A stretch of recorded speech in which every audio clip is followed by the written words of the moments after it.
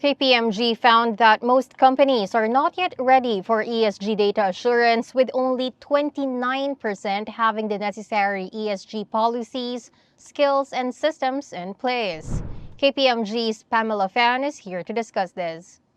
Pamela, why do companies in the early stages of ESG assurance struggle to keep up with the leaders? I think the question is not so much of a struggle. I feel that with every company, they are really in different part of their journey in terms of the ESG reporting.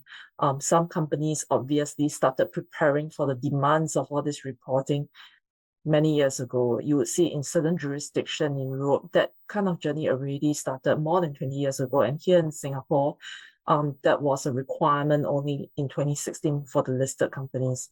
And of course, it's important as part of this journey.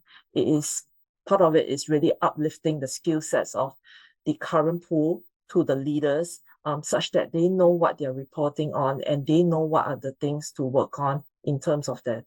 So I think in terms of moving along the chain, I wouldn't say it's a struggle or a challenge. It's more of, patching up what is time lost in terms of the whole reporting.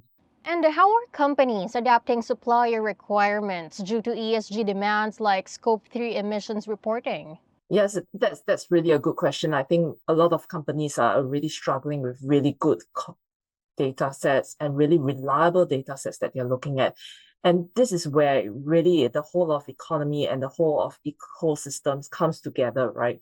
To get all these data sets. The banks are coming together, the regulators are coming together to provide that data sets. And I think it's a good call, at least here in Singapore, where various parties are coming together to make sure that the Scope 3 data is on par with what the information that's already been disclosed in other areas of sustainability reporting. So I think there's a lot of work to be done there, a lot of estimation right now, but really I'm sure as an entire ecosystem, we can get there in terms of the Scope 3 data.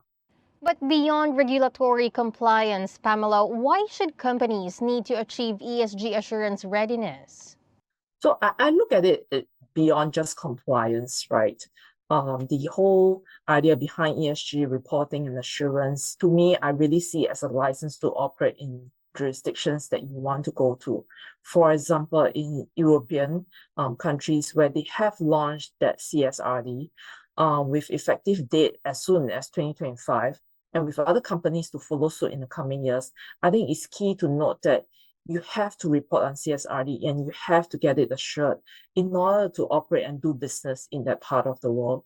So I do see as beyond just being compliance, but really a lot of expected benefits coming through by having greater market share in those countries and possibly decrease cost when you look at your risk and opportunities and perhaps seeing new business models coming through on that. Just a follow up on that, since you've mentioned getting it right, do you have any advice on how they can do this correctly? So I would say that, should start just learning about the whole topic itself. And it's really important to understand across the organization, having that top-down, bottoms-up approach to understanding the topic and how sustainability affects the organization.